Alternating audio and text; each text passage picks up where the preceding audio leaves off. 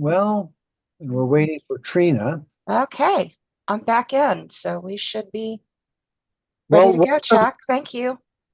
welcome to Truth Action Project Friday Campfire. And our guest tonight is Bryce Lockwood. Although this is a campfire event, and this is a opportunity to reflect on our TAP forum from Tuesday. We can also reflect on our TAP forums from the month before, where we talked about the Israel-Gaza conflict and the situation of the history in Israel and so on. But let me just say that Truth Action Project, we're a community activist truth action group. I believe in political truth and advancing narratives for accountability, justice. And that's what came up with our discussion about the USS Liberty on Tuesday. Disclaimers, nothing that's represented at a campfire or a TAP forum is an official position of TAP. We are simply hosting forums and conversations so that we can actually build truth movement. And that's what we're about. So I'm kind of you could say campfire director. If you what we encourage is to use raising of hands. You can use it, or you can put into the chat that you would like to speak. You could put a question into the chat and we could represent the question. So we're open here. And very Toss, I haven't met very. Let's just go ahead and let's just take a moment and go around and make some quick introductions to people. I'm Chuck, and I'm been involved at TAP for a long time. Not long, actually. Recently, a couple of years. Trina, let's pass the baton to Trina and just say hi and introduce, and let's go around and make brief introductions, and then and you can mention your history with TAP because I know you do have considerable history. Trina, go ahead and introduce yourself. Hi, and welcome everybody. It's my pleasure to be here with you tonight. I've been starting our live streams and I'm monitoring the feeds. We're live on our platforms and very happy to have all of you with us tonight, and especially Mr. Bryce Lockwood returning with us. It's great to have him as our guest, and everybody else that's here tonight. Welcome aboard. Good. Claudio, go ahead and say hi. Unless you have a mouthful, we can pass it to JB. Claudio's muted. JB, you want to say hi and just you can give a little introduction about your involvement with TAP? Yes, and Bryce, thank you so much for your time and your talent, and for giving us an opportunity to interview you for your insight. I am a 30-year, I've worked in professional film and video production, and I've had the chance to help TAP as well as the Lawyers Committee for 9/11 Committee for the last 6 years. So it's a privilege for me to be here, and I thought that Tuesday's program was outstanding. And again, thank you for your attention. My privilege. Thanks, JB. I'm looking at my screen. I see Veritas. Great name. I love it. Do you want to say hi and just say you can say what where you're from or what your involvement with truth work has been? Go ahead. Oh, you're muted. You have to unmute bottom left. Got it. Thank you so much. Yeah, I'm Susan. I've put that in the chat as well. I've been investigating 9/11, of course, since day one. I knew that the story was false because of my background in radio frequency microwave radiation bioeffects and looking at various, as a cell tower applications. So I knew how the radiation would travel and how it would not, or where it would not. And so I was on many radio stations, radio programs at that time, and the pilots agreed with me in my assessment. But anyway, and I also have a unique connection that Trina was asking a little bit about, and that Richard Gage had been asking about as well in the past few days, because I was with them on Wednesday at the convention, which was phenomenal. We had so many great conversations. And of course, they had more people at their lecture at this massive conference than anyone else did. So it was very popular and very effective. But my connection, and very few people even know that this is connected, is that my mother and her sisters were in New York, first at the Empire State Building and then at the Chrysler Building when the B-25 struck the Empire State Building. Few people realize that that's absolutely connected to 9/11, but that's another story. But I'm the author of the many of the bills to stop geoengineering, and do a lot of other things as well. Help people clear the nanotech from their bodies. My background is from Harvard School of Public Health, 10 years there toward a doctorate, which I did not finish. Anyway, that's a summary. Thank you. Oh, nice to meet you, Susan. Yeah, we have we can pick your brain a little bit tonight at our campfire and get some more information. Bryce, go ahead and just say hi to everyone. Hello. Yeah, go ahead and say hi. And how was Tuesday for you? How do you feel about the forum? Chance to get the truth out. Yeah. The deliberate attack on the USS Liberty and the whole story behind it, just mind-boggling that our own government would treat us people the way they have. Right.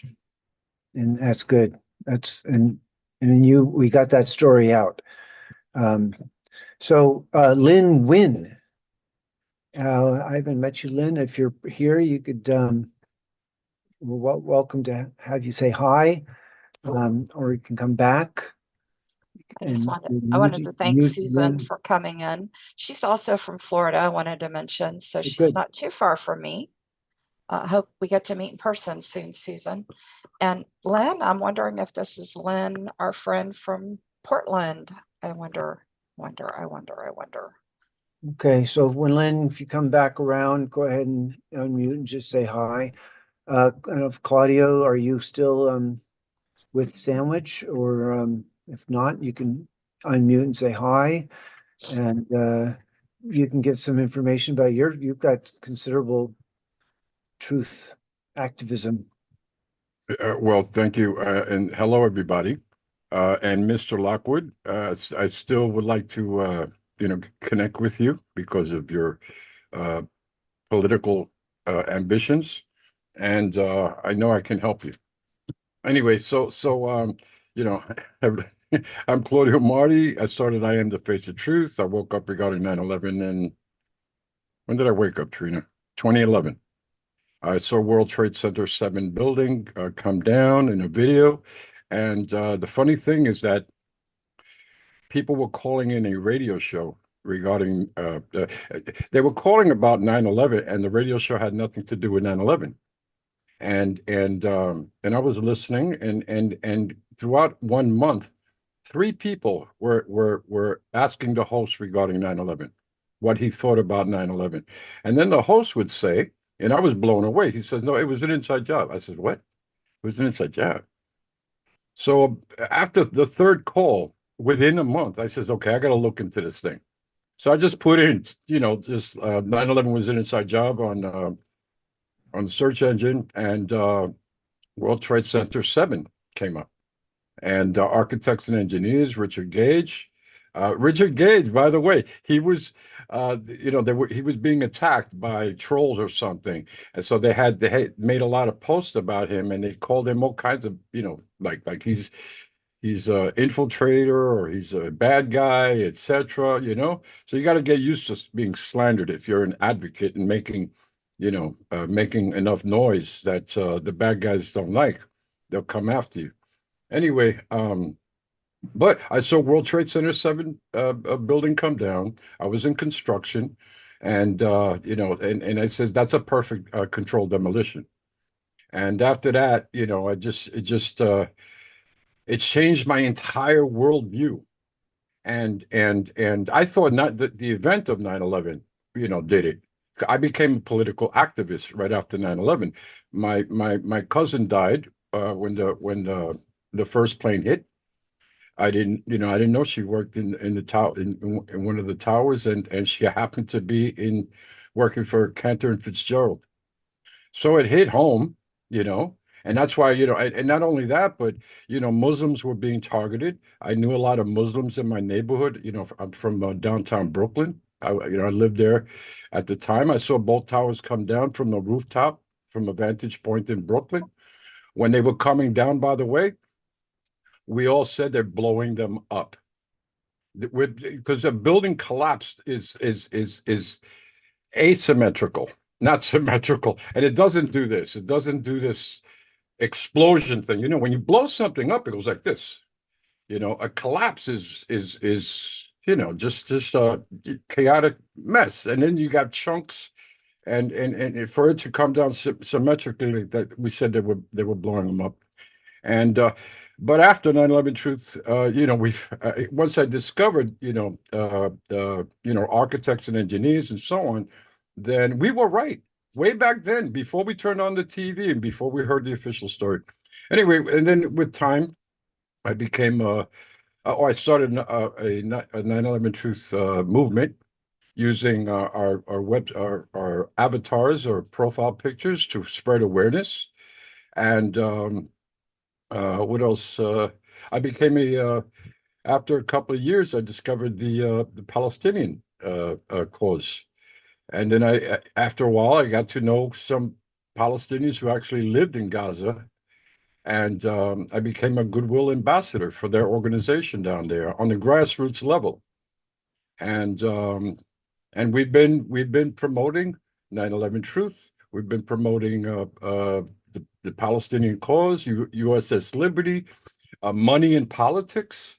If we all want to make a real difference, you got to get the right people in power.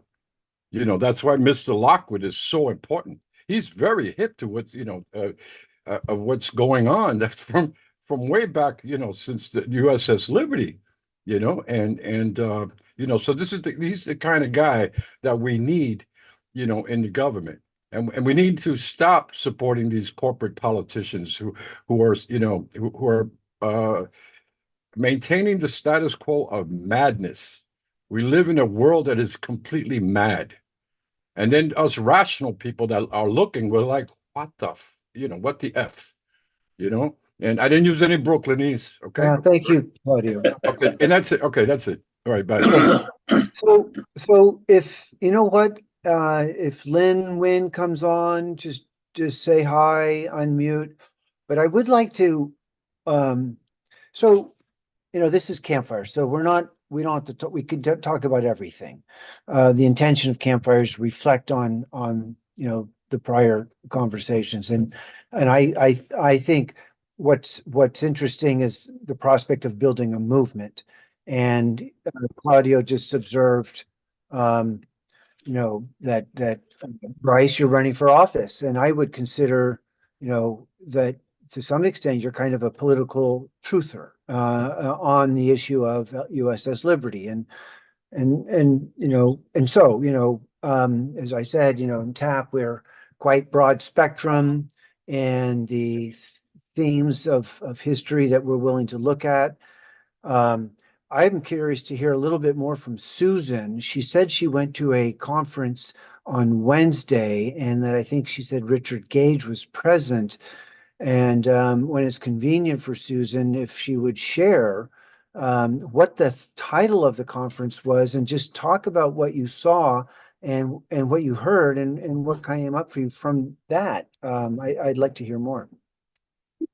Well, this was a long-planned conference. It was, I think, the annual large conference of the National Firefighters Protection, whatever, I forget the actual name of the extremely large organization that put it on. Excuse me, just a second. Excuse me, 1 second, Susan. Your audio, is anybody else hearing her audio just a little bit garbled or bumpy? Yeah, there is something a little bit off with the audio. It wasn't there before. Okay, in that case, I need to refresh, so I'm going to go off and go back on. Okay. Okay. Okay, And while we do that, I just saw that Ed Kendrick came in the room, and I think he's the one that put up, I'd like for him to say hello and, introduce himself and let us know about. Ed, before you came in the room, I'm not trying to put you on the spot. We were going around the room talking about our involvement in the truth movement and how we come to find TAP and what we're doing in the movement. And I think you're the one possibly that did the challenge for Richard Gage with monetary funds. I don't know if I have the right person or not. I don't want to say so if it's not you. But if you'd like, you can feel free to introduce yourself and say hello tonight if you want. We're going around the room. now Trina, I'm noticing that Ed on my participant shows that he has a video, but it doesn't show that he has an audio. And Oh, yeah, if he Ed is doesn't show. listening, and hears us, Yeah, that he may not be able to talk. you might not have, you may only be in Uh, listening mode. Okay, so Here's Susan you know coming to back say in. I'm admitting Yeah, now he has audio. I'm okay. showing a mic next to his name if he'd like to talk. And I was going to try to find the trailer from that movie that they told us about, the documentary on the USS Liberty. I was going to try to find the trailer and play that to get us back on the topic for the campfire if possible. So Well, I'm going to look for that too. So I'll but be listen, back in just a sec. thank you, Trina. So Susan, if you go ahead and give us an audio test, 1, 2, 3. If you're available, Hello, how's the audio? Is it sounds working? good. Yeah. Okay, great. Much So better. let I me- didn't want you to go into a lot of what you're going to talk about and your sound not be clear. So sorry about thank the you. inconvenience. No inconvenience. It happens with this old computer. I'm too familiar with it. I wanted to introduce also my husband. This is he, and he actually was just in the room here. He is the #1 John Lennon actor in the world, and we have, and his site is johnlennonreturns.com. This is what we did to stop all war. It's a campaign similar to John Lennon's. Oh, he is right behind. Didn't realize that.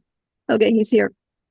But we, instead of using John Lennon's words, which were on his billboard, which were "war is over," if you wanted, which we thought was a little too gentle for the times, you needed to say "war is gone" if you halted, because people should be involved.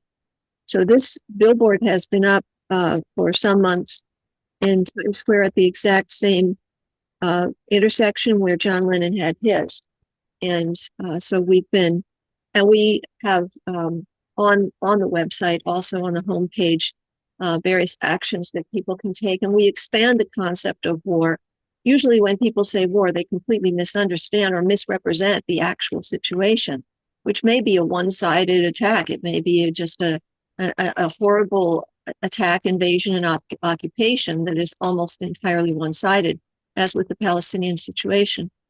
But there are other kinds of war where people are being poisoned intentionally through, for example, geoengineering, weather modification schemes, radio frequency, microwave radiation, and so on. So we point to these various other forms of depopulation and eugenics that certainly should be under the term war. So anyway, you wanted me to say something else? I don't remember. Well, you went to a conference. Was Richard Gage at that conference? Oh, yes, we were together and we had long planned this. There was a whole group of about a dozen people who helped, and it was a 3-day conference. So Richard had the opportunity, along with the other people in the team, to speak with many people who were passing by. And when he finally gave the official presentation on Wednesday of this week, the last day, again, as I mentioned, he had more attendees than any other presentation that was given during the entire conference. People were that fascinated and interested in Building 7. But why is it important, let's say, from a firefighter's perspective? Well, yeah, I see those thumbs up there. Thank you. If a firefighter, he's just leaving here, but he'll come back. if firefighters are in a building rescuing people, let's say just with, as NIST said, normal office fires, that's what's in their, their report as the cause of the, complete sudden 8-second downfall of the building, then that presents a whole new scheme to firefighters, because obviously if a building is pre-planted with controlled demolition explosions and the firefighters aren't aware that it could just be imploded or demolished instantly or near instantly, then firefighters have a right to know, and they need to know which buildings may so be planted. For example, there's been a rumor that the what was called previously the Sears building in Chicago was also slated to have been struck by a plane and demolished on 9/11, and that was averted somehow by people on the inside. Now, I don't know whether that's true or false. It was just a rumor from decades ago, but because the building didn't go down, apparently there was a rumor that in 2005 or 6, it was again supposed to have been demolished. But if that building also already has pre-planted explosives, nanothermates, and thermite, for example, then everyone in that building, all the occupants need to know that it's set for demolition. Right. Okay. Wow. So, and Richard Gage. Okay, cool. So, Claudio has his hand up. Thank you, Yeah. Susan, for the report. Yeah, Veritas. That's a cool name, by the way. John Lennon was a neighbor of mine when I lived in Manhattan on 71st Street. He lived on 72nd Street. Yes, And, honey, he was a neighbor of John Lennon's. Wow. yeah, Ah, thank you. He's sorry, he's eating his dinner right now. yeah. And but the other funny thing is that how you doing, John? How are you? Long time no see. Like the flag. I like the flag. It's very nice. Yeah. You know who inspired me? I started an I am the face of truth.com. Just go there. Who inspired me to create the concept of becoming the ad was John Lennon. Oh, there you go. He, when he was give peace a chance and all of that, he says become the advertisement. And because of that, it gave me the idea. It says we can all be ads, here on social media, on the internet. Everybody's connected, right? And so I said, we can easily spread the word just by visuals are extremely important. I have a Palestinian flag up behind me for a reason. Number one, it just shows support, to the Palestinian people, but also to spread awareness and to take a blatant stand, and not hide my face. I'm a human being, that's willing to, speak truth to power through a visual. And that was inspired by John Lennon. So anyway, I just wanted to say that to you. So nice to meet you, John. Again. Thanks, Claudio. Oh, you're welcome. Trina's got now Trina just posted a full-blown VidShoot link for a 58-minute video. And maybe No, I'm just putting it in there. I'm still trying to find the trailer.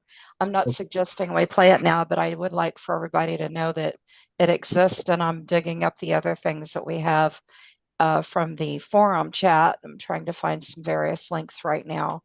So I'll pop those in the chat as I'm looking for the 3-minute trailer. I would like to play that. Keep looking, Trina. I'm going to ask Bryce. I'm going to check in with Bryce here. So, Bryce, you're running for office, and in a state for a state representative seat. Is that correct? Yes.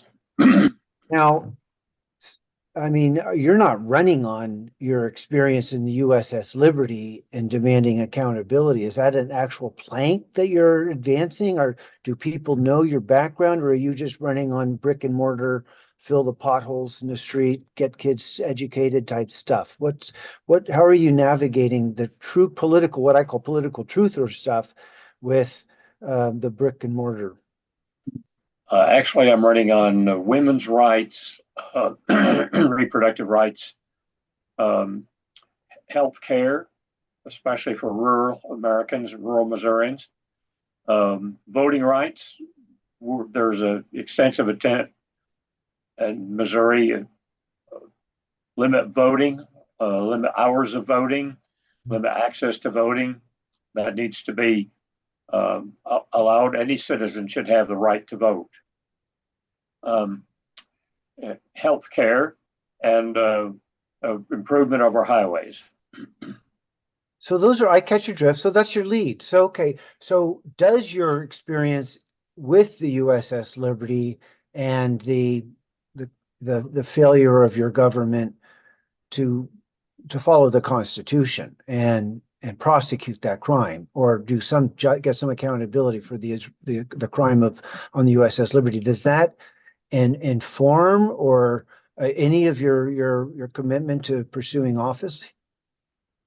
Eventually, I'll try to do something along those lines. You mentioned, does everyone know about me and the connection with the USS Liberty? Well, we live right on I-44.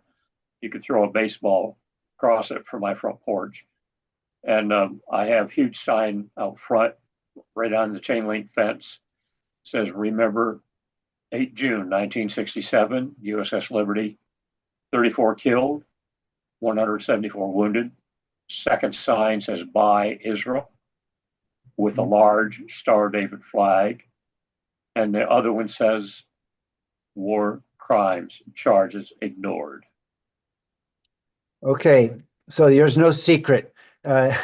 Anybody, you don't necessarily have to advertise that in your political literature, because it's evident for people to notice. I see. That's good. Okay, so Claudio has his hand up.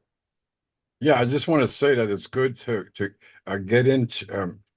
If you go through the back door, right, you're in the house. If you scare people away, when you're running for office, you got to be really, really careful of what you put out there. So running on mom and pop issues is great, especially when you're sincere. Voting, exactly. They're doing the best they can to suppress the vote and intimidate voters and so on. So that's an extremely important issue. Regarding women's rights, extremely important issue. And education, they want to close down the Board of Education. I mean, that's crazy. And education can be improved, but the people that are criticizing education are not. That's all they're doing is criticizing, and they just want to take it away instead of helping to improve it. And but that's a con job, Anyway, so but do you have a website? Yes. I just popped it in the chat for you, Claudio. But Bryce, go ahead and say it, please. Oh, good. Yes, Bryce Lockwood for mo.com. It's the ballot. All right, so that's for you running for office. Do you have one regarding the USS Liberty? No, but if you go on my website or look on Facebook, there's plenty on Facebook about my connection with the USS Liberty. Yeah, well, I just wanted to know if you promote a particular one, if you're featured on one, and that way we can promote you, And anyway, but that's good. We've got at least this link. Is there any website in particular that you prefer to advocate? Like your favorite? Just USS Liberty. The truth is out there on USS Liberty. Okay. All right. Thank you. That's it. Thanks.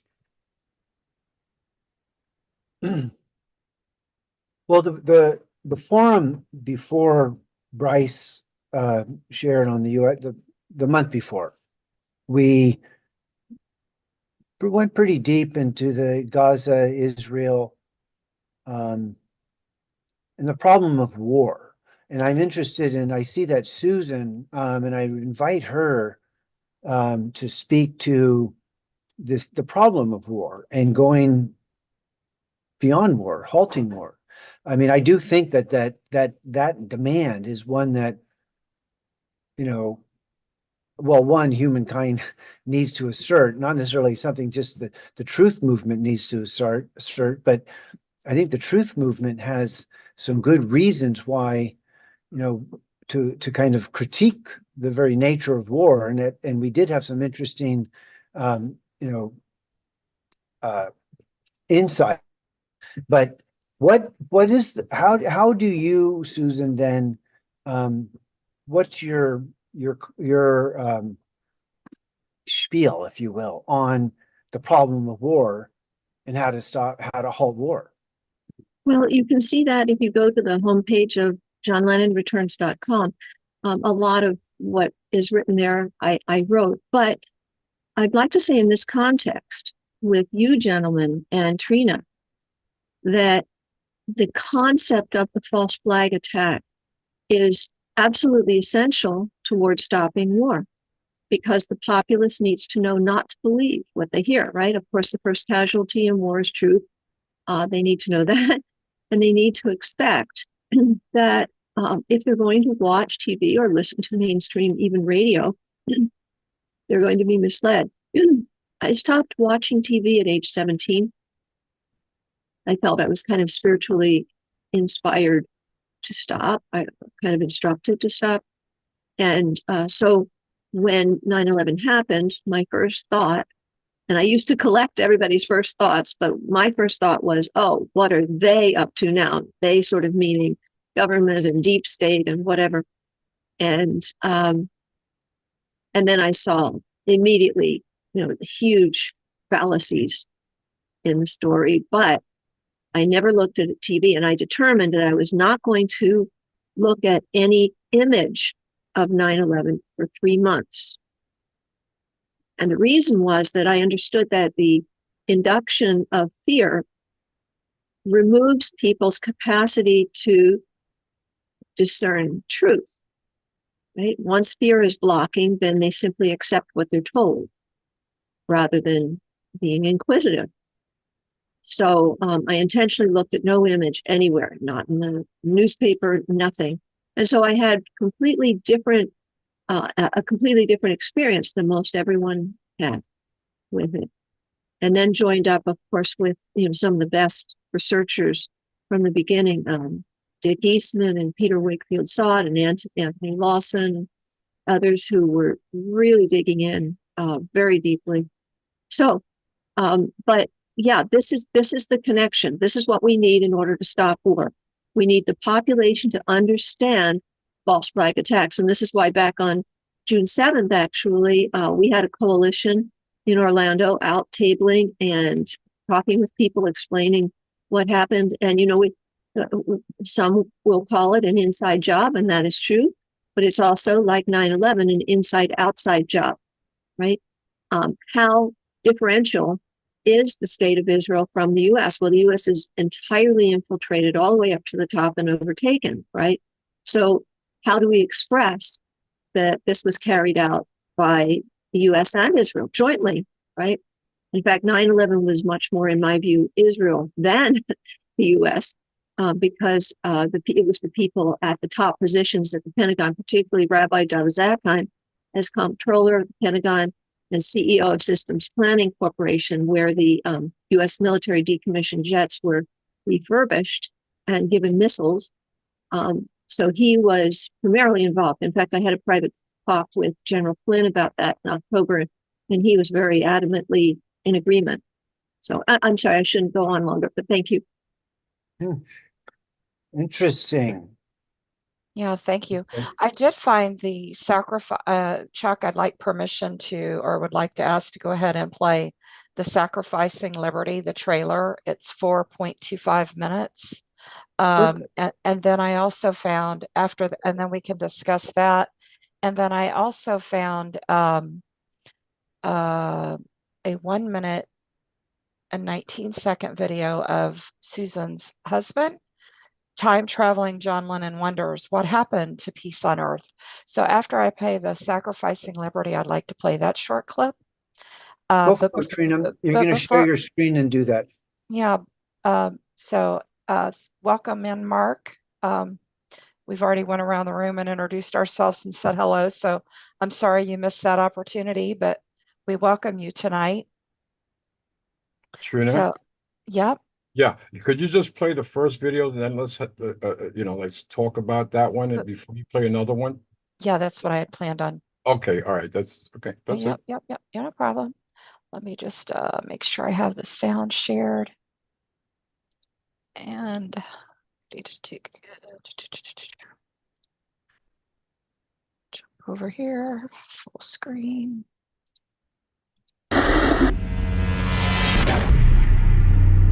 That's what the world really doesn't know today, and I think that's why we were sworn to secrecy, is how close we really came to a potential nuclear holocaust. You know how much press the nuclear warheads got when they landed in Cuba? The step toward world thermonuclear war. Well, this was 1,000 times worse, but nobody knows about it. Another victim was the United States naval vessel Liberty. She was mistaken for an Egyptian vessel, and Israeli ships and planes torpedoed and strafed her.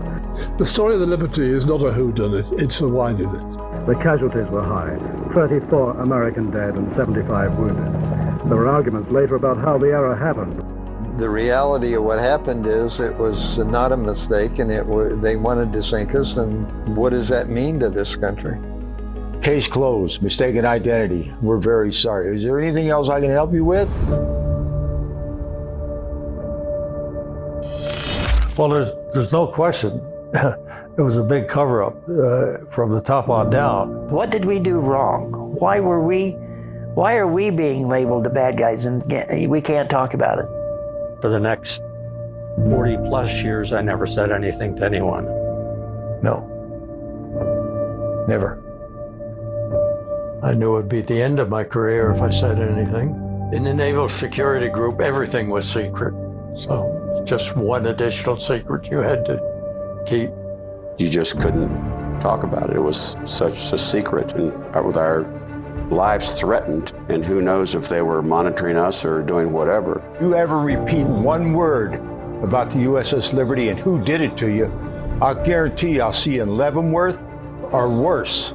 You know what worse means? Then you're told by the President of the United States, Secretary of Defense, to keep your mouth shut. Don't say anything. And that's a direct order. Israel had America by the scruff of the neck. Such was the need to cover up what America had got up to during the Six-Day War. His girlfriend from the Mossad told him that he could raise all kinds of money to continue the Vietnam War.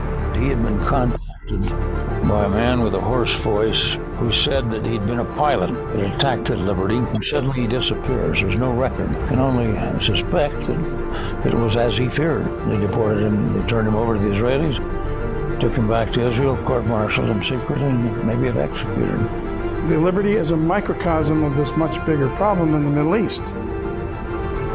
And Americans need to know what happened. This story has to be told.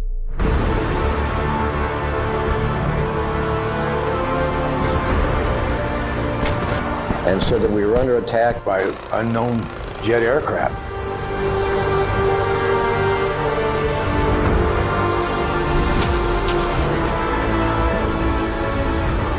They say get over it. You don't get over something like this. It haunts you. The men would bring the body pieces up to me, and I tried to put them together to make a body out of them. I don't know what the hell happened, and I haven't taken time to find out. I know nothing about it. What I'm about to tell you is for your ears only. You are not to tell anyone during my lifetime. I'm surprised I can even talk about that. You were sad.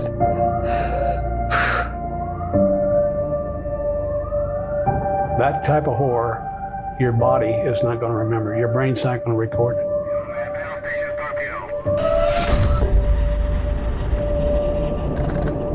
I think we sacrificed a lot of people for no good reason.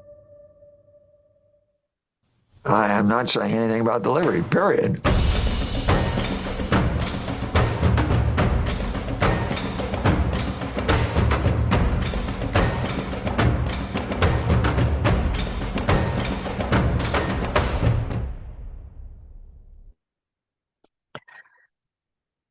That looks like a good documentary. And you have the link, it's a BitChute link, is that what's in the, Well, that's 50, another yeah, you got the, documentary called The Day Israel Attacked the USS Liberty. that's BitChute. That's the one that's in the chat. Now, the Sacrificing Liberty website is in the chat, which is where you can go to obtain the 4-part docuseries, the full docuseries, 4 episodes. And I don't know if Bryce wants to speak to that again. And he had told us on Tuesday what they did with the ship and how that ordeal went after the attack. After watching that, Bryce, I'm sure that has to bring up quite a bit for you. Do you want to speak about it? This is what I put on Facebook earlier this week. Since its inception in 1948, the state of Israel has desired all of Palestine. The Hamas attack on October 7th gave them the excuse to proceed. Women, children, and centuries. Palestinian culture are merely collateral damage, and to hell with American and world opinion. The attack on the USS Liberty, June 8, 1967, made Israel realize the United States would not get in their way.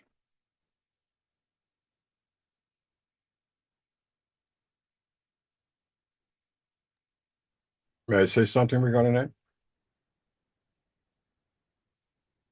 Yes, Claudia, go ahead.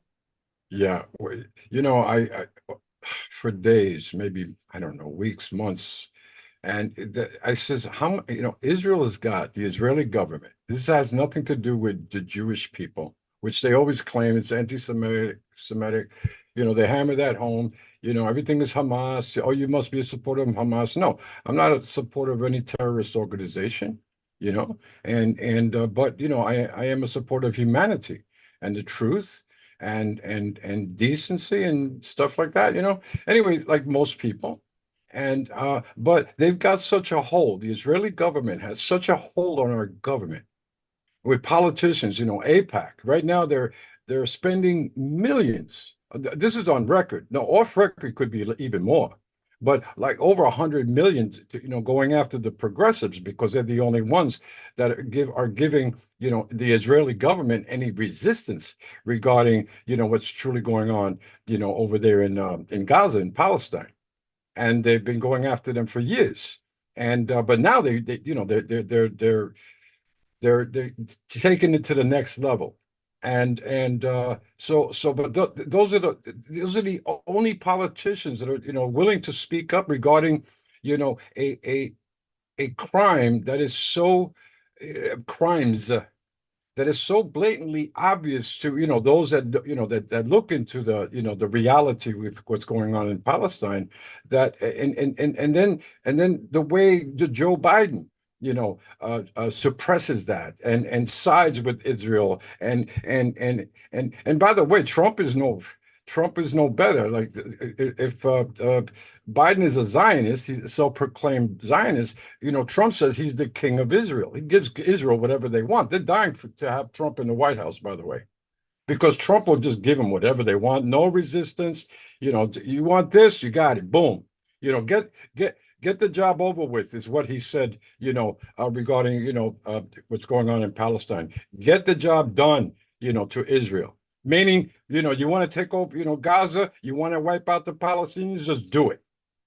At least Biden or the, you know, you know, there's a little teeny resistance, but what they're scared of is the progressives, because they want to squelch all resistance. Everybody's got to be how much I don't want to, I can't use that word, but everybody's got to be on the same page at the same time, saying the same exact thing, that Israel's great, they're fighting Hamas, you know, there's no human casualties, et cetera, et cetera. Anyway, but they've got such a hold on this government here, but also Australia, United Kingdom, New Zealand. And this is pretty scary stuff. And anyway, that's why, you know, like when I see somebody like Mr. Lockwood, you know, running for, you know, for office, you know, this is the kind of guy that we need in office. He's the most, the type of human being besides advocates. We are the most, important people in history, advocates, because we're the ones that take a stand when nobody else does in the population. And we make the noise and we sign the petitions and we show up in the streets and so on. And, but we also got to get the right people in power. And we have to educate our fellow man on doing so. And I thank you, Mr. Lockwood, for saying, and mentioning about the suppression of votes. They don't want people voting in mass because, too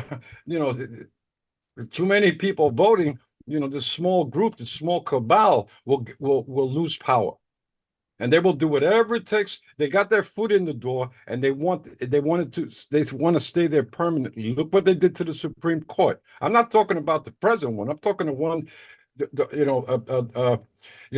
when they sided with the wealthy corporations and the wealthy, filthy rich.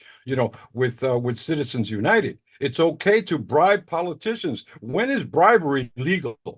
It's only legal to bribe a politician. They made it legal. That's insanity.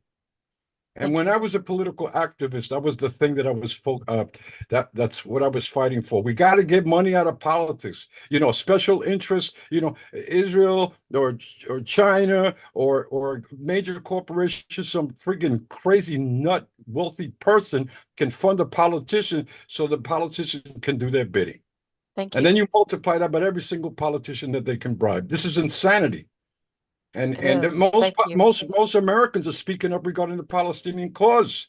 And our government is like, we don't exist. This is crazy. But anyway, I just want to say that Israel's hold, and I have half siblings that are Jewish. So, don't put that, he's an anti-Semite bull crap, with me. I love them to death. And I love my Jewish friends. And I love the Jewish people, and it has nothing to do with anti-Semitism. This has to do with humanity. This has to do with justice. But we really need to grow up. We need to stop with the, losing focus. And we need to get focused on going to the core problem instead of the symptoms that they keep entertaining us with, and so on. So anyway, that's all I got to say. All right. Thank you. And thank you for the time, by the way. So, you do have, that was an interesting trailer, and again, I mentioned on Tuesday night that I haven't been, I haven't done deep dive into USS Liberty. I've known about it, of course, but now that you hear the the kind of the urgency for the accountability, and it's also true that could be said about all the other state crimes, about JFK, about 9/11, about the COVID, and the 10/7 on Gaza. And to answer all of this with a movement that has a voice, that's a collective voice, that's not out there.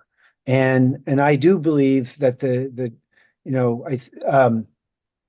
I'm just to Bryce, you're essentially wearing two caps. You're the practical political candidate running on solid bread and butter issues, privacy, freedom, personal freedom, rights, healthcare.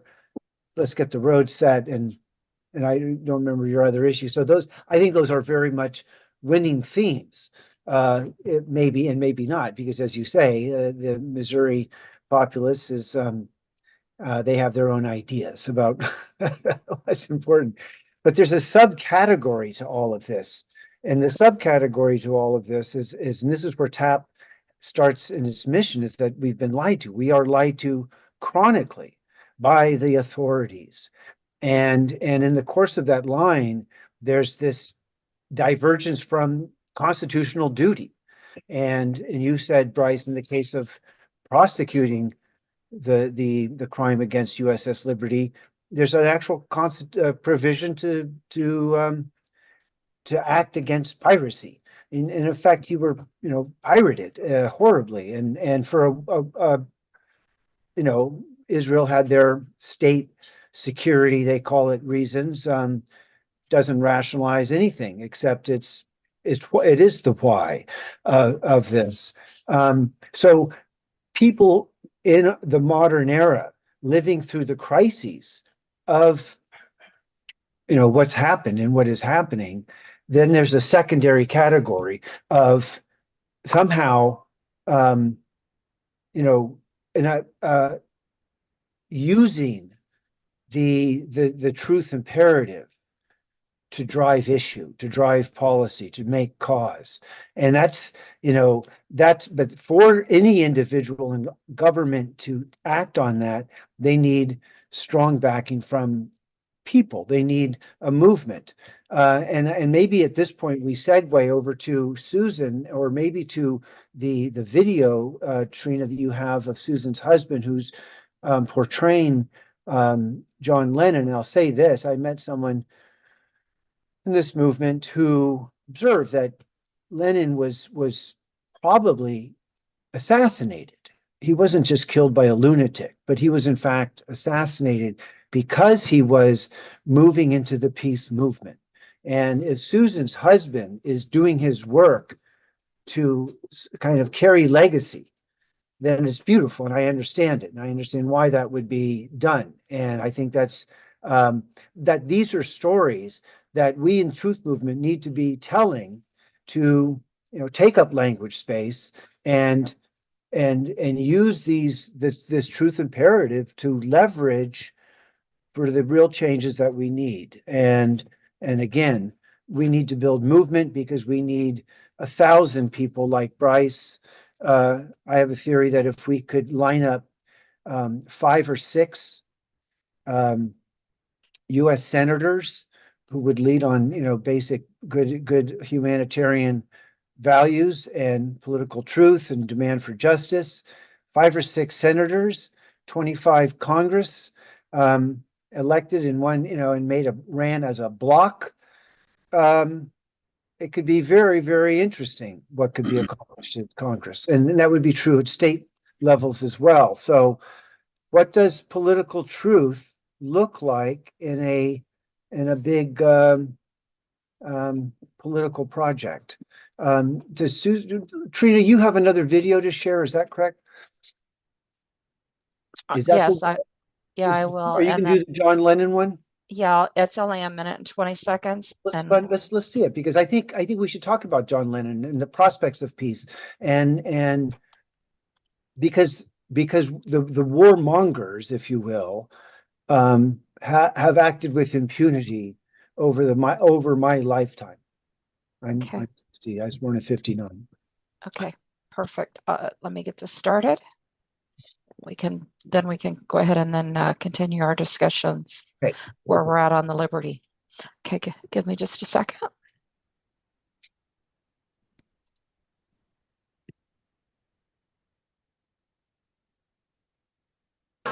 Apparently, one cannot find a single item that says peace on earth this holiday season. Through the use of omission, the powers that shouldn't be have made war more popular than peace. Apparently, peace has been made obsolete. And if anybody thinks that peace and love are some mushy little sentiments that should be left behind in the 1960s, well, I feel sorry for them. Go take action. Go to johnlennonreturns.com. Find out what you can do to bring peace back to Earth. Fragmentation can ruin a nation. Greed and lies and war and fear. As people turn to litigation, justice seems to disappear. Don't fall for divide and conquer.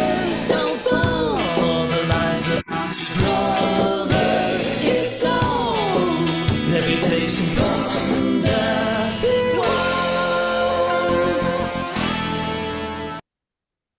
Thank you for that. Yeah, I would like to see peace on earth, that's for sure. I don't think that we ever have. quite frankly, not for hundreds and hundreds of years. So Well, thank you for that. Claudio, I'm going to jump in, but yes, you can go next.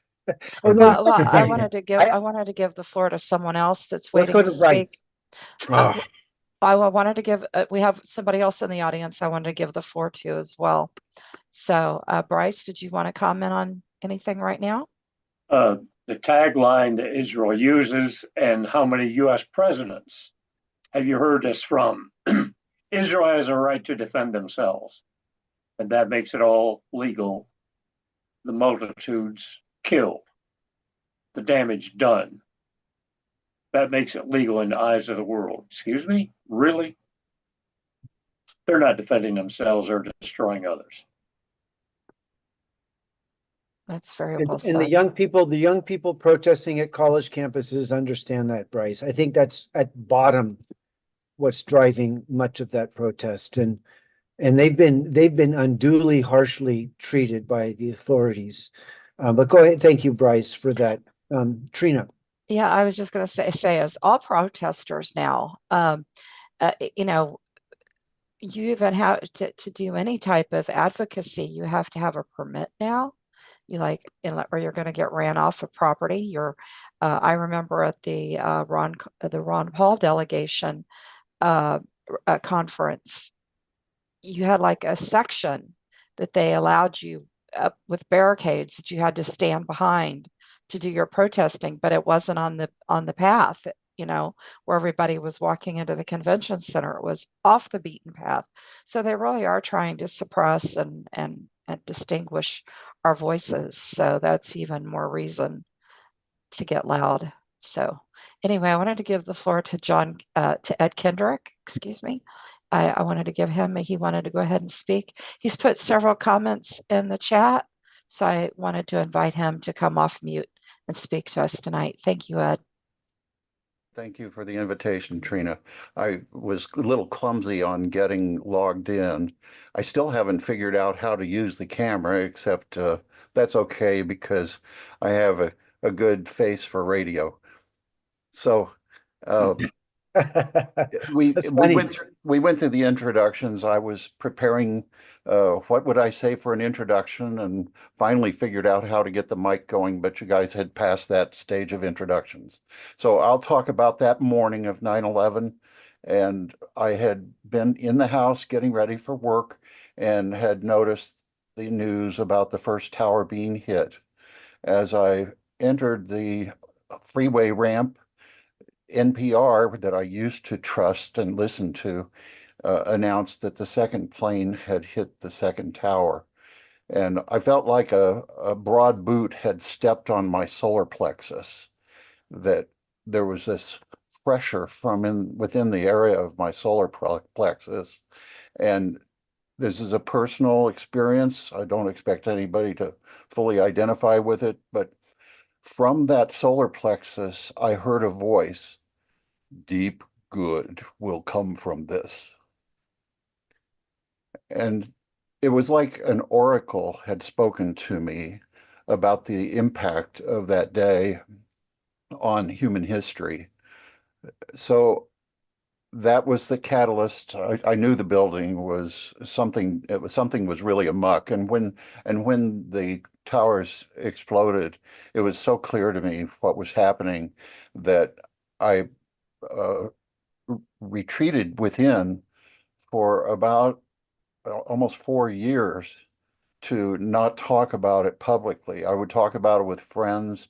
I would talk about it on blogs where there were some activists that also recognized the demolitions, but I didn't go public until November of 2005. And at that point, it was Katie bar the door. I'm going to be representing the truth of 9/11 because I think this is a key to transformation of the human journey on this planet. So it's been a saga. I feel like I have a PhD in 9/11 studies and a fair amount of a bachelor's and maybe master's in some other subjects. My accomplishments as experiencers are quite varied.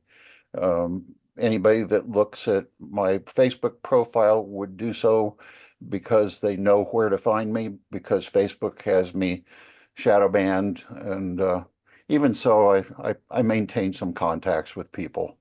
And it's if I wasn't shadow banned, I'm wondering what could be accomplished. Tread lightly, not to cross the Facebook red lines.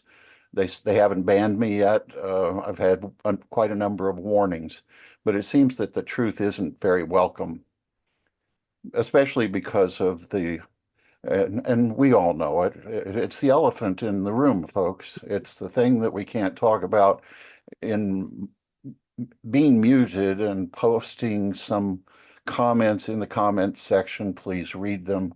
I was going to what I think are some central thoughts about 9/11.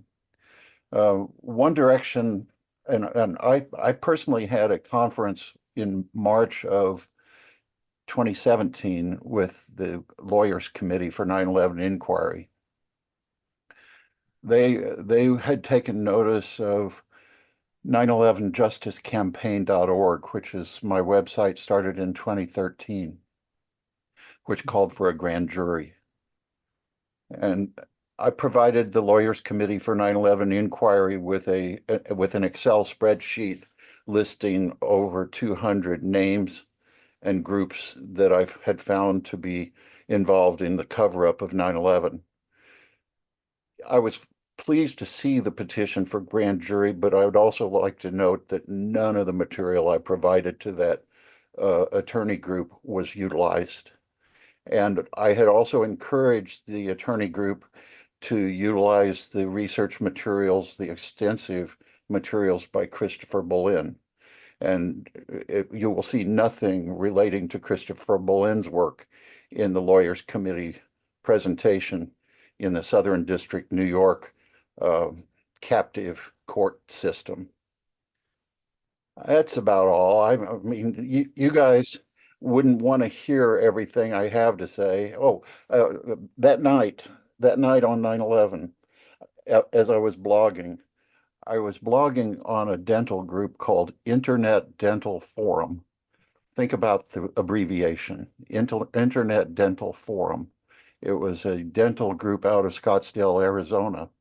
I would love to see a subpoena produce the email exchanges from that night, and within the next week, a subpoena for the political discussion exchanges on another group called Dental Town. I'm a dentist, and certain dentists seem to have an inside track to the implications of 9/11 in a way that if we had subpoenas of those emails, a pattern would be noticed about who knew in advance about 9/11. I mean, large numbers of people.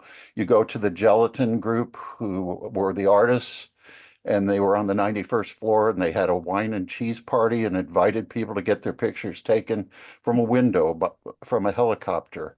And that wine and cheese party by gelatin is, I think, circumstantial evidence indicating foreknowledge and kind of a pre-celebration of the destruction of the towers. That's my interpretation.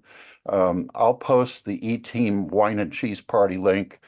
I've said enough because, again, if I go on, I might run some of the people out of the room. If I go on, I might make TAP a dangerous circumstance with respect to their acceptability within the social media platform that exists now. You know, we're damned for talking truth, and the elephant is in the room, and you all know it. I know it.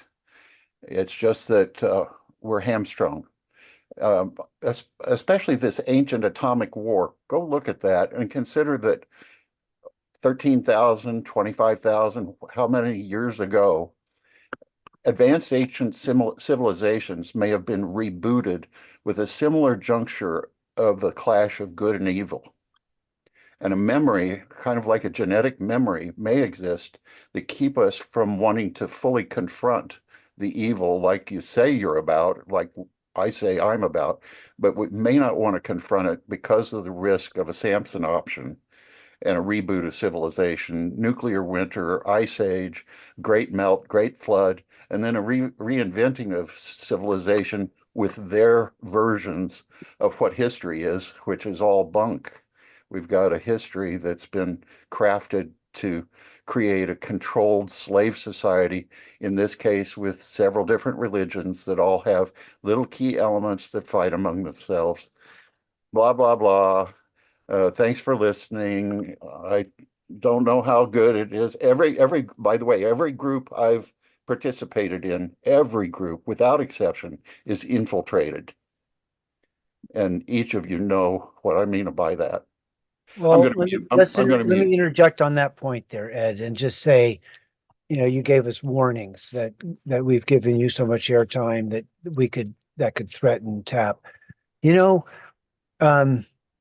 So the infiltration thing is well, let's save that for another discussion, because it's a problem to be infiltrated, and we may have had some experience with that already. But right now, tonight, I don't feel the presence of infiltration. The Excel spreadsheet I provided to the attorneys was largely a list of infiltrators.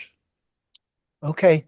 Well, it sounds like you're an asset to the movement, Ed, and I appreciate that you're here. And I think we have to appreciate and be tolerant of a diversity of perspectives on what's true, and not ever go categorical, my way or the highway around what's true.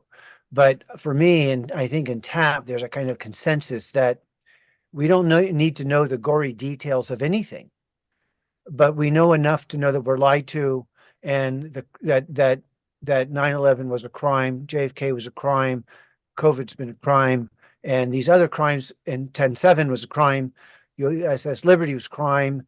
We don't need to know exactly why they sunk the USS Liberty. It's enough to know that they've covered it up, and the cover up is the crime.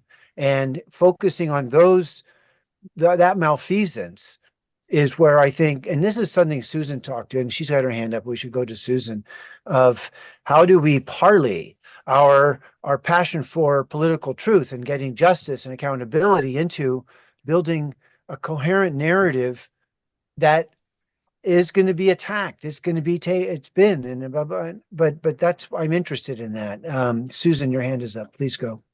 Thank you so much. I just want to say, in my view, and I've known just about everybody in the 9/11 movement now for all these years, Ed knows more than just about anybody in the country, the details through and through. He has done more research than even I have, and he's really gone very, very deeply. And the reason I say that I would disagree with your saying that our knowledge is sufficient, that it's enough, and we can just stop there, is that doesn't get us to where we need to be. We have people now running the world who actually ran 9/11. And I can tell you my conversation with General Flynn about this, and he agreed. It's because the people who committed 9/11 and other such crimes are still running around, running the world, that we have the problems that we do. And why? Because we didn't go far enough with our knowledge so that we could pursue the real prosecution of the perpetrators. This is a real problem. So certainly we need to distinguish between different levels of knowledge, right? And each of us has different, things that we believe that we know about 9/11, right? And then things that maybe we're not quite sure of, and then things that are merely speculative. And we can lay it out that way. When people say the word theory, for example, it triggers conspiracy theory, which of course is a term that was set up to stop people from looking into JFK and then everything else, right? So we can't set people off in that way. And most people, when they use the word theory, they really mean either hypothesis or speculation. They don't even mean what is meant scientifically by theory. So it's not a good word for us to use, and we didn't use it here yet, thankfully. But I just want to say that, some of us do have more knowledge than others. Yeah, I have more knowledge about the cell phone calls that didn't happen on 9/11 than most people do, right? Because of my background in radio frequency radiation. Okay, Ed has a lot of knowledge about nanomaterials through dentistry that allows him to understand much better how the buildings actually pulverize, right? And more, much more. And we need to listen to those areas of expertise so that we can discern what is real knowledge and what is sort of maybe middle level, and then what is mere speculation. If we don't make that distinction, we're not going to get to the point where as a group, as a movement, we can say, we know this, this, this, and this. And we don't know that, and that.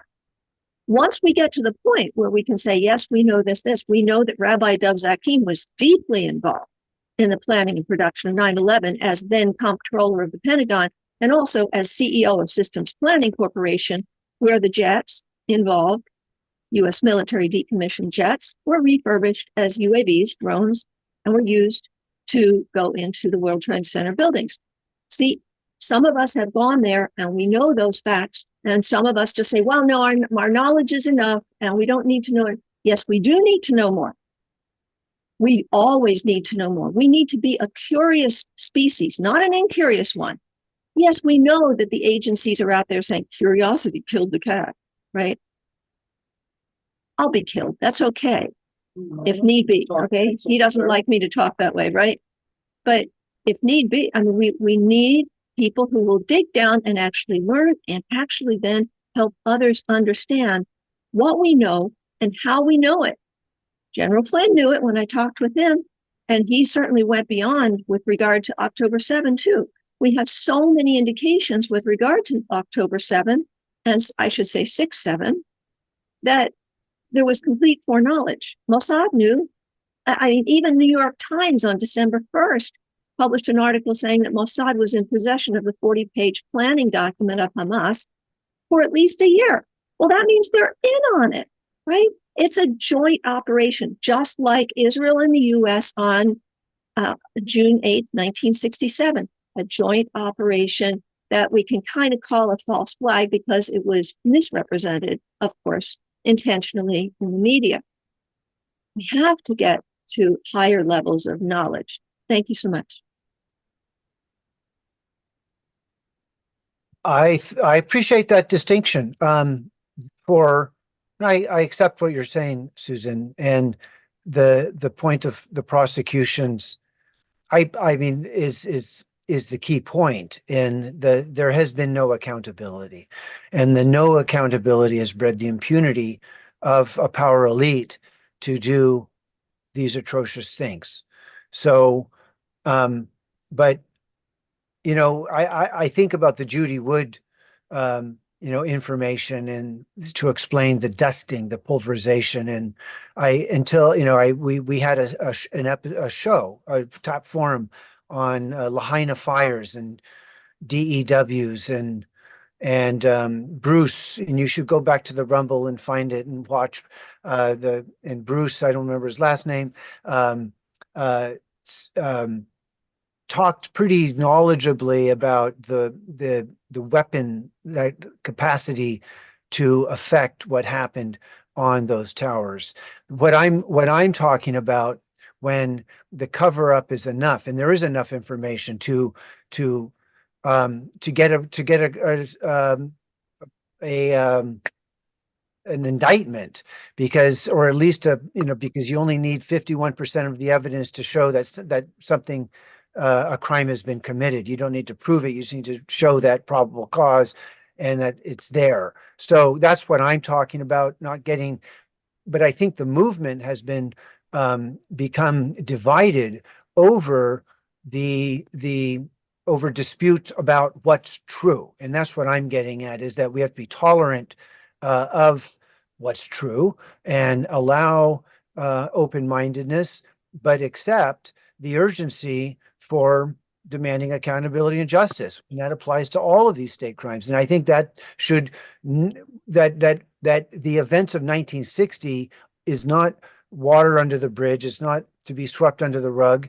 That we should, in our movement today, be present as though we are in the 1960s and those events happened, and we demand justice and accountability. And our movement consists of that demand of multiple demands. Claudio, you've been patient. Your hand is up. Bruce Douglas was the name you were looking Bruce for, Chuck. Douglas. And yeah, it's on our Rumble. Go to our Rumble. Maybe put our Rumble link in there in the chat, Trina, just for kicks. So Okay. people can find it easily. And All there's some right. really interesting interviews with people. But the Lahaina fires is so I have respect for Judy Wood. People say she's an infiltrator and blah blah blah. It kind of makes sense. You know, you look at the incinerated vehicles up the alley, up the street from the buildings, and they match the fire signature of the events at Lahaina and these other hot fire zones. Claudio, go for it. Boy, you had to mention Judy Wood. I gotta mention now. I gotta mention friggin' Judy Wood. She has done. She devastated the 9/11 truth movement. Oh my! You know, you said something that was so on point, Chuck. And you says, you know, we all know that there was a cover-up. We all know there was a false flag. Do we need to know everything? Like Veritas says, well, you need to know. Well, you know, you get bogged down by that. That's what the powers that be want. They want us all bogged down. They want us debating. You're a Judy Wood fan. You know, you believe, you know, in her theory, and it's a theory. And by the way, she's been interviewed by advocates and, you know, asking her legit questions, you know, scientific. She's supposed to be this PhD person, etc. And my God, she was an idiot. There, it was on video, you know, live. I mean, for everybody to see. It's archived, you know. I'll share the video with you guys, you know. But a theory is a theory. But when you got facts like 9/11 truth, USS Liberty, the Palestinian cause, JFK assassination, we have real facts that we can run with. And so, but I just want to. This is reminding me of what Karl Rove. You guys remember what Karl Rove says, right? We are an empire now, and when we act, we create our own reality. And while you're studying that reality, judiciously as you will, we'll act again, creating other new realities that you can study too. So while we're talking and debating each other, they're taking it up to another notch with something else. So we can study that too and debate. And there'll be another version of Judy Wood, you know, in whatever we want to fight for and we're screaming about, and you know, the next injustice. And but I just wanted, all right, so I just wrote down regarding shadow banning. You can, you know, we've been talking about this for years on social media in general. It's not just Facebook, but you got to put the truth out there until it trickles over. You can't stop just because you're shadow banned. We're all shadow banned. It's not just you, Kendrick. It's all of us. I remember when I used to post one thing on my Facebook page, on my personal Facebook page, not in a group. I didn't tag anybody or anything. I used to get like freaking, you know, like I don't know, a couple of hundred hits on it.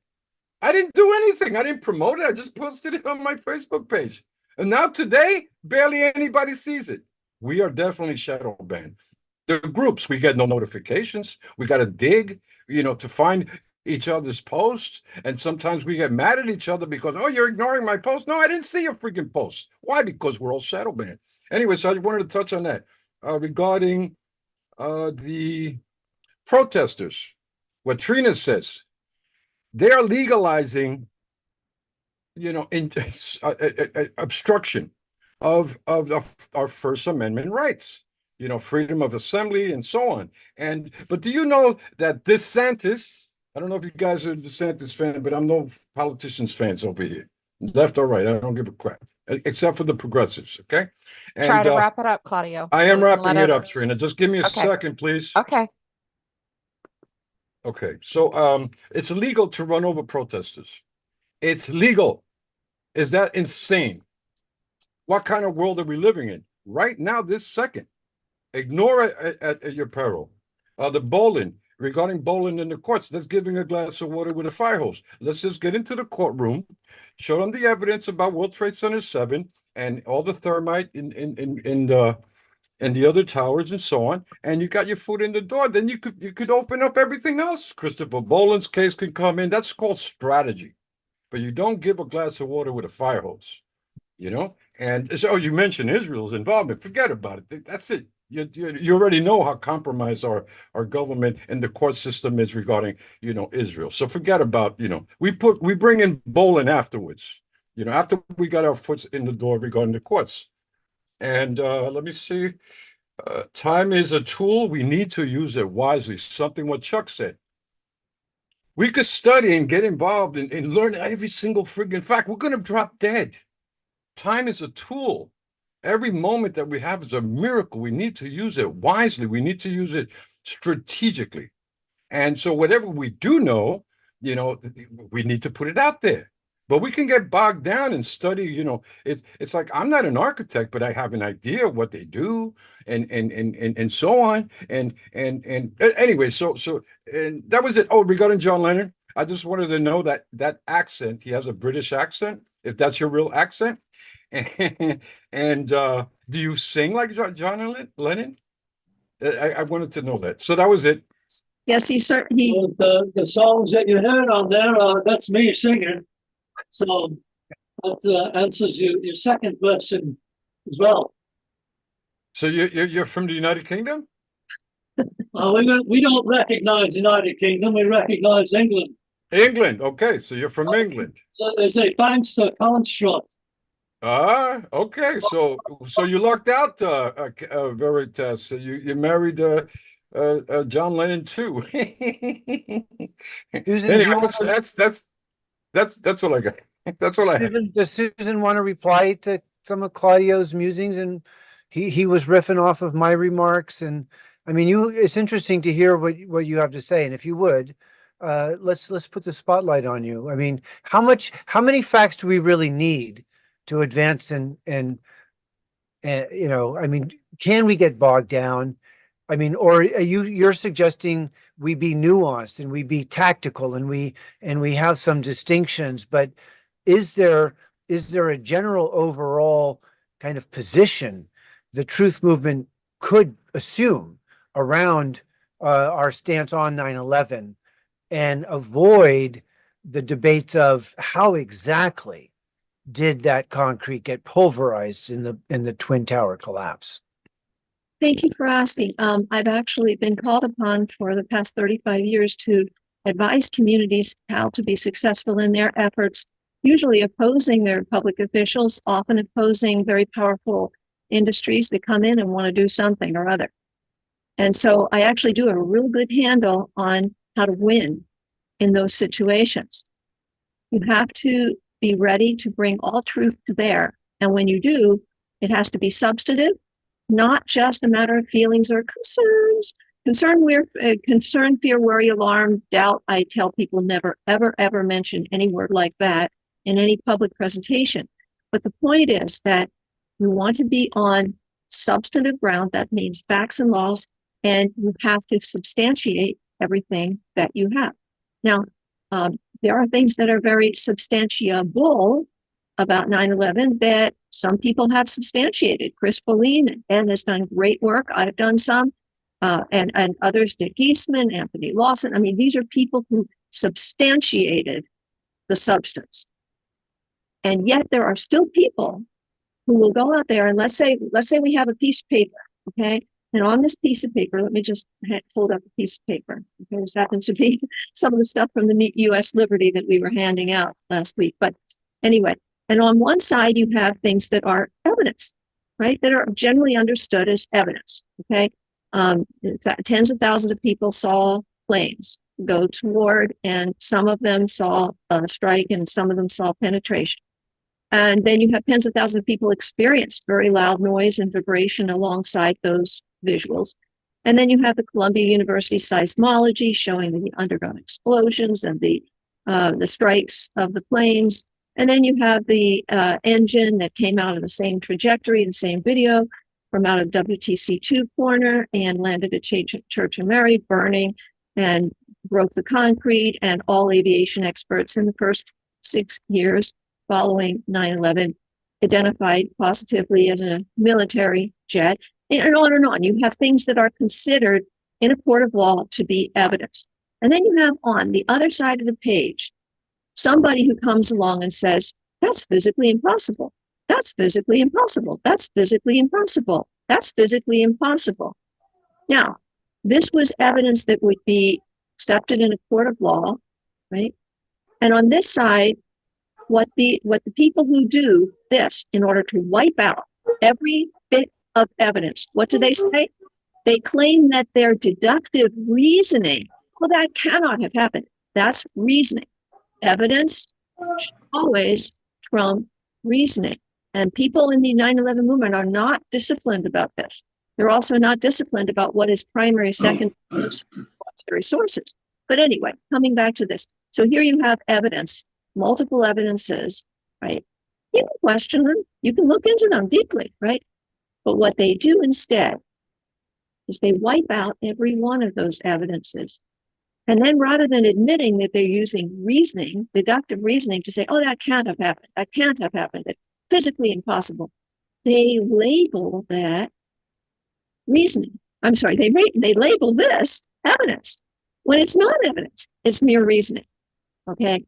And this is the fallacy of the thinking that occurred. And Ed was a witness to this in the Arizona conference in 2007. Okay. And it persists to this day.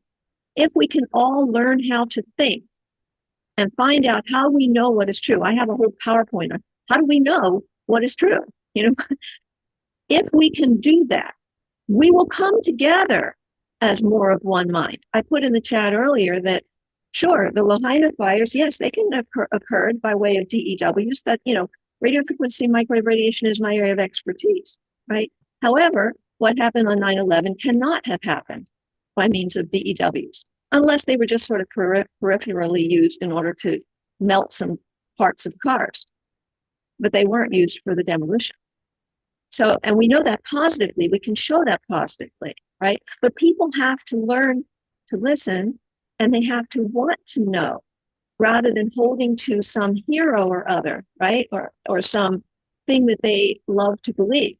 I can tell you that everyone in the country believed that there were planes that went into buildings until 2007. And somebody told them, oh no, there were no planes. Jim Fetzer. Well, Jim Fetzer was just the mouthpiece for, no, on that regard, by Jim Lear Jr., who of course is a CIA agent, right? But they believed Jim Fetzer the mouthpiece. And with regard to Judy Wood as well. Judy Wood put her things in there in order to mislead people, in my view, okay? And that was then announced, broadcast by Jim. And Jim admits this. Jim says that he got these ideas from Jim Lear and Judy Wood. Judy Wood being a Mossad agent. So, and she even boasts, you know, about things going like that. You know, she'll show like the side of her nose just to boast that I'm an Israeli, I'm Jewish, you know, whatever. She does that. There are ways to tell what is true and what is not true. If we had a little more discipline and if people were willing to listen to each other, me too, I want to listen to everybody, right? We would get much farther ahead. And we would also not just get stuck in this, well, let's just agree that it was the Israelis, but we don't want to talk about how it happened because we might disagree. We have to be willing to listen, willing to disagree, right? Willing to learn from people who have really much more understanding and expertise and can explain substantively what's really going on. Thank you.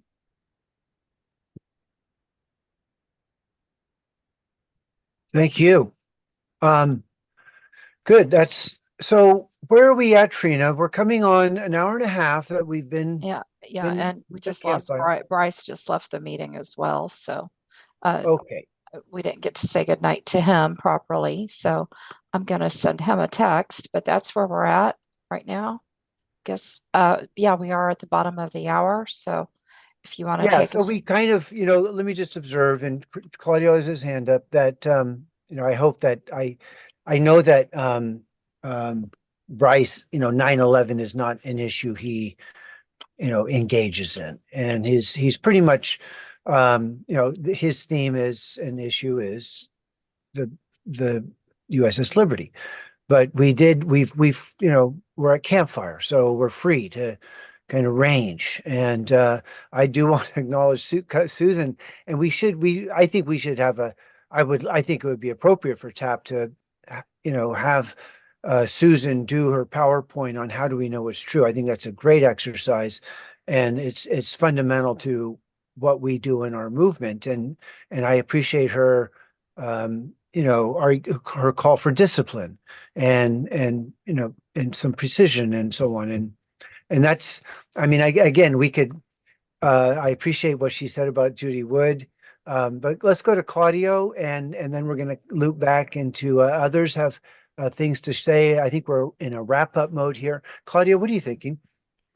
Regarding the planes and Fitzer, what is it? The disinformation is 90% factual and 10% disinformation, and that's I think Peter Dale Scott quoted that, or quoted him. I'm quoting him, and but it's true, and put in tons of facts, and then put in the bullcrap that bogs bogs us all down and starts confusing us and dividing us and so on. But regarding I'm from New York.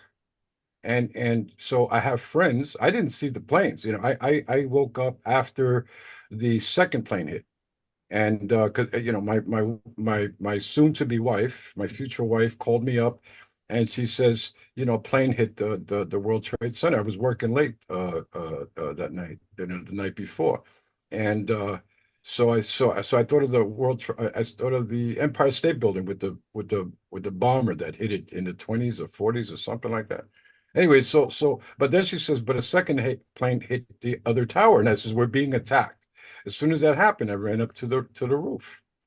Anyway, but I didn't see the planes, but I have people that I know that are good people that are not advocates. They're not advocates, at all. They're not political or whatever, but they saw the friggin' plane.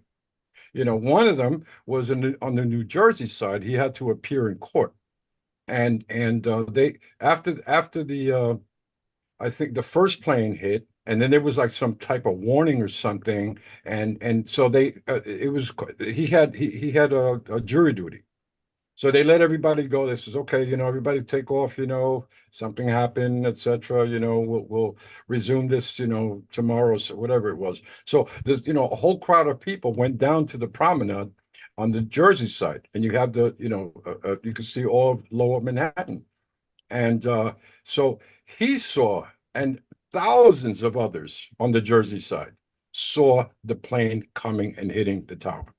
Thousands, and he's a church-going guy, by the way. He's a very honorable guy, a vet, a very honorable individual. Dino, my friend Dino from Brooklyn, his guys saw the friggin' plane hit from the Verrazano Bridge. They said they looked like a fly or a little flea, going, and anyway, and they heard the plane. They saw the plane, etc. And it hit. And so I'm just saying, regarding the no plane thing, Fitzer, he was another one pushing these theories, and we say, hey, we have eyewitnesses that saw those planes. It didn't matter to him. Oh, they're delusional, whatever. I'm like, yo, excuse me. These are, anyway, so I'm just saying that a lot has been done to stifle the 9/11 truth movement because we had all the facts. If you atomize the 9/11 truth movement, the powers that be have nothing to fear. I don't know who said that years ago, but I completely understood it. And anyway, so I just wanted to, thank you, Claudio. My 2 cents in regarding that, and thank you for the time. Thank you for the time. Okay, so Trina, Trina, did you hear anything back from Bryce? No, I just sent him a text and said, I'm sorry we didn't get to formally say goodnight to you. Thank you for attending tonight. Okay. So we can think about wrapping up, I guess is what I'm gonna, unless anybody has some thoughts. I mean, we did kind of, we're getting into that terrain, and I think Susan is the terrain of that alienates, the terrain where people get attached. I mean, I just had, and I think that what Susan said is that in our movement, I think the open-mindedness and the tolerance, and I accept that, say, for example, that Judy Wood was introduced and planted to obfuscate and muddle and create what, it's like, and I guess where I'm coming from, there's some things we may never know. Absolutely. And unless we have a full blown actual police investigation and people are brought in and invested and so on, like in the classic sense of investigating a crime, then maybe we could get to some actual bottom line truth. And there's no doubt buildings came down. And I don't even want to try to, at this point, to discuss and get lost in the weeds around, what actually happened. But I think what Susan is getting, and and maybe we give Susan the last word here, and even invite you back. And we are taking the summer off with our forums. We're collecting ourselves and shifting a little bit, but we'll be present with our newsletter and communications and building some websites and so on. But I think the prospect that maybe TAP could serve the task and function of creating that movement, some structure for the working together and advancing narratives that people who run for office could carry, or that citizen activist groups could take into asking for district attorney to investigate. We've talked about grand jury approaches, a lot of things. So I'm going to close with that. Susan, your hand is up. Thank you. What are your thoughts? We actually did a mock grand jury in LA through the 3 truth groups there back in about 2003 or so. Wasn't that early? No, it was 2004, something like that. And so, so a lot was already understood and out in the open. There were 200 Israelis who were arrested on and just after 9/11, who were held for about 70 days and thoroughly investigated, with lie detector tests and everything. Those were official investigations. And that data exists within the State Department. It's not released. It's no doubt classified. And certainly a lot of us have been investigating, if not officially. Now, I do want to say that the effect of Judy Wood's narrative is to cover up what Stephen Jones, Niels Harrod, and their whole physicist group from all over the world found and published in a peer-reviewed journal, right? Which is that they found nanothermates, unexploded nano-level explosives in all lower Manhattan dust. So what does that hide? It hides the gelatin A and B groups, especially the B group, which actually, planted all of this. And Ed actually has their book, very rare, very hard to find. Ed Kendrick has it. But what does the other narrative cover up? It's where they just say, no, impossible, no, cannot have happened, physically impossible. And they use that reasoning to wipe out all the actual evidence, right? That group, headed up by Jim Lear, CIA agent, that covers up who actually perpetrated this, planned and perpetrated it from within the Pentagon, namely, primarily, in my view, more than anybody, I think, Rabbi Dov Zakheim. And I talked with General Flynn about this, and he was very much in agreement with, adamantly in agreement about these things. So those are things we can talk about. My family connection, Trina had mentioned, my mother and sisters were actually there on July 28, 1945, when the B-25 struck the Empire State Building. That was pre-planned. It was pre-planned by Zionists. It was an image of a rape of the tallest building in New York. Another rape was planned. There was actually a primary high-level Zionist whose name escapes me at the moment, who predicted that that a building like the Empire State Building, which hadn't yet been built, would be again struck. He predicted that in the early 60s. So this is something that has been long in the planning. Ed has taken his evidence and been able to trace back as far as 1946, the planning for 9/11.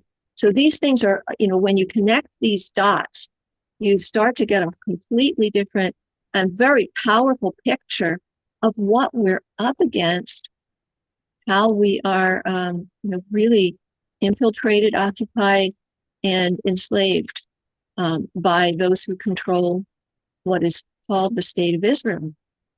Thank you for listening. Okay. And what my mother and her sisters witnessed, that we can talk about that another time, because they witnessed the evidence of foreknowledge of the B-25 striking, about to strike.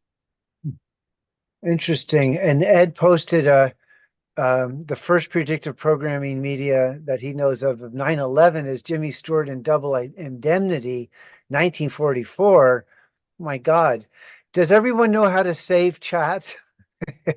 You go to the top and there's a 3 buttons at the top of the chat and it says more, and you click on that and you can save the chat as a text document and collect these artifacts that people have shared of links and things that are worth exploring further.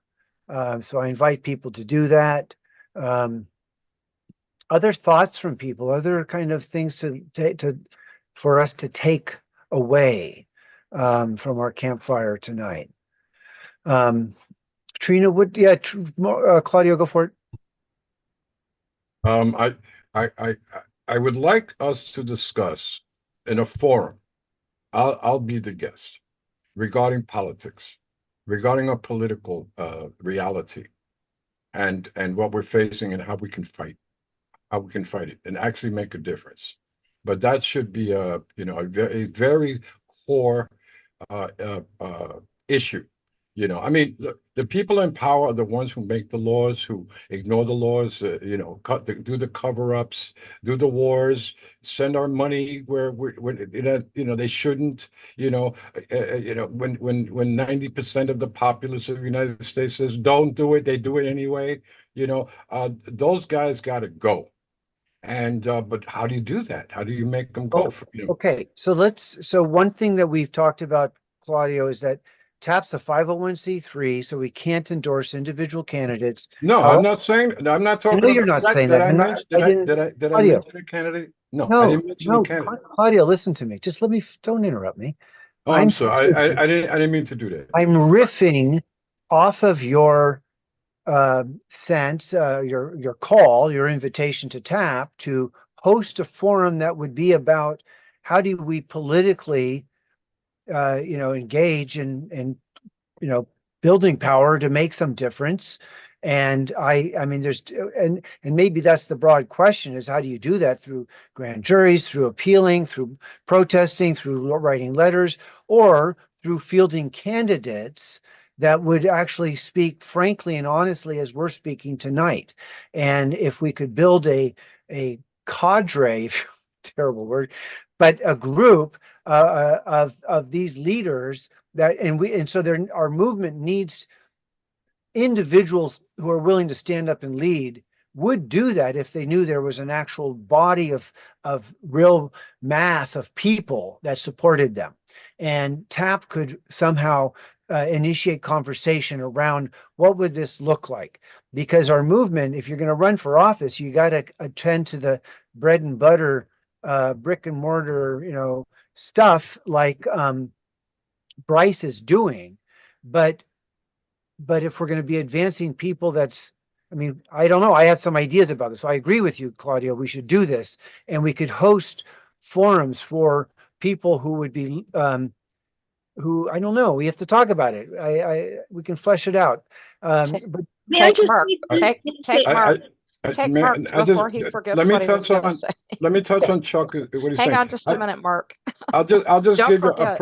I'll present a proposal. You guys check it out, and we go from there. Yes. That's it. Yeah, good. Let's take it to the next level. Let's go to Mark and then Susan. Okay, just hold that thought, Susan. Yeah, Mark, what are your thoughts? Oh, I wanted to ask Susan. She said something about 80 Israelis detained or something, or something like that. How did you learn of that? This is something that came out in the early days, and we can, in some cases, no longer find some of this, but if anybody knows where to find it, it's Ed Kendrick.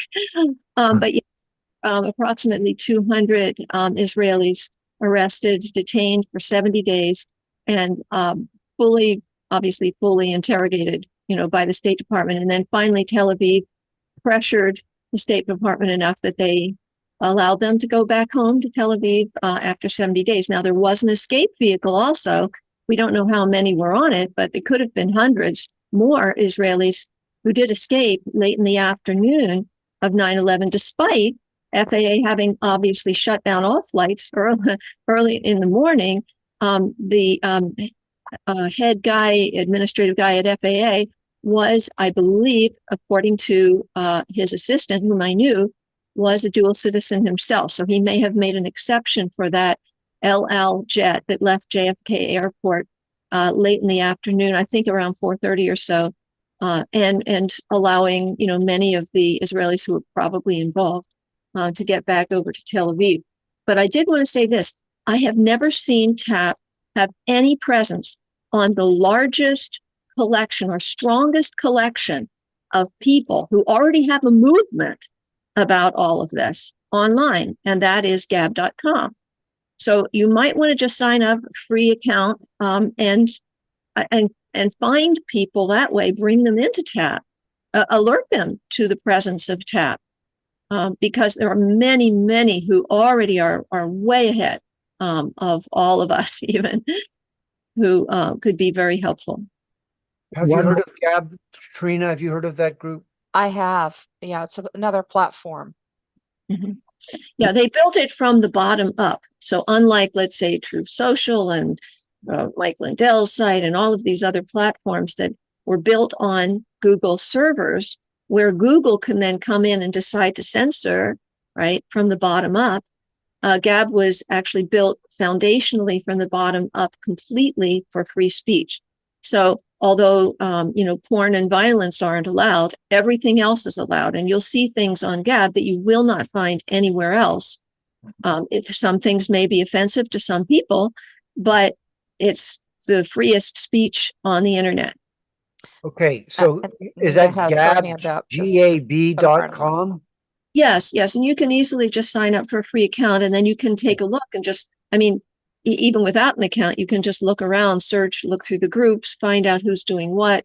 And you could set up, for example, a USS Liberty group. You could set up a 9/11 group, and then get a lot of content coming in there, or whatever you like. Good. Thanks for that suggestion, Susan.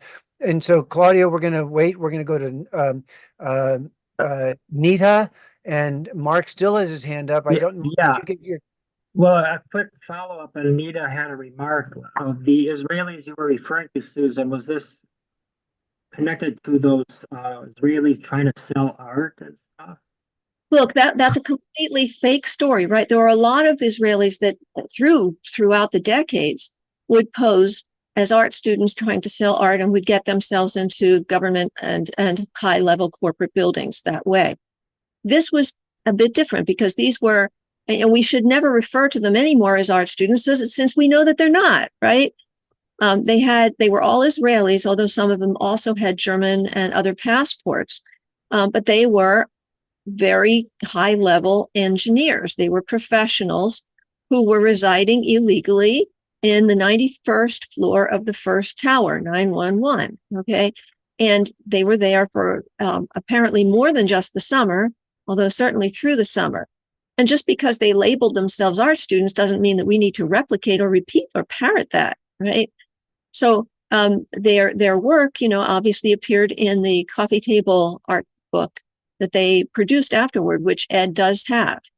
And he has posted the photos from that book. And in some of them, you can see some of the explosive materials labeled on a box behind someone, right? So we need to get beyond some of the language that we typically use. We can't go back to, their lies, right?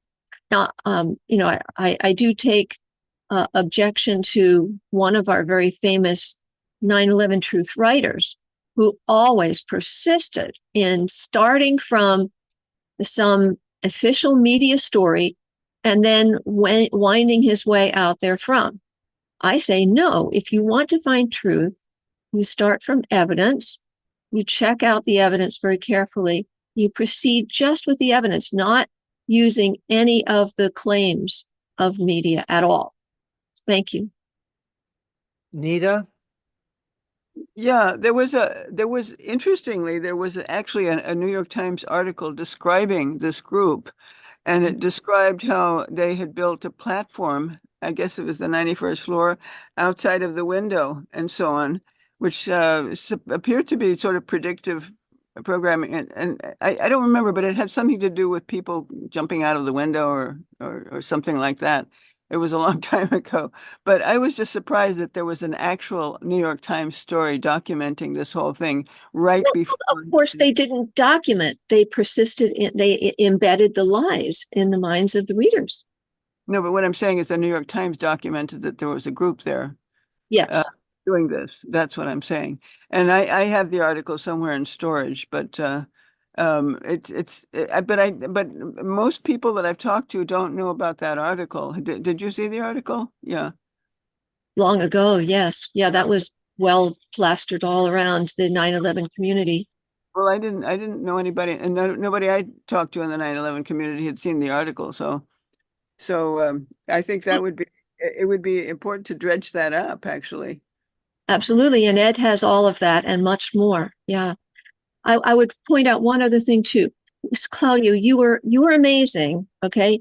You were there. You're a New Yorker. You are of some substantial age. I used to live in Manhattan too. It is in the consciousness, or at least 9/11, it was in the consciousness of most New Yorkers of some age that, a military jet struck the tallest building in Manhattan back in 1945. People were aware of that. And yet, if you look at every single news story, you never see any reference to that. Even in our community, in the 9/11 community, nobody talks about it except for me. Why is that? Why is it erased from consciousness? I believe it's intentionally erased.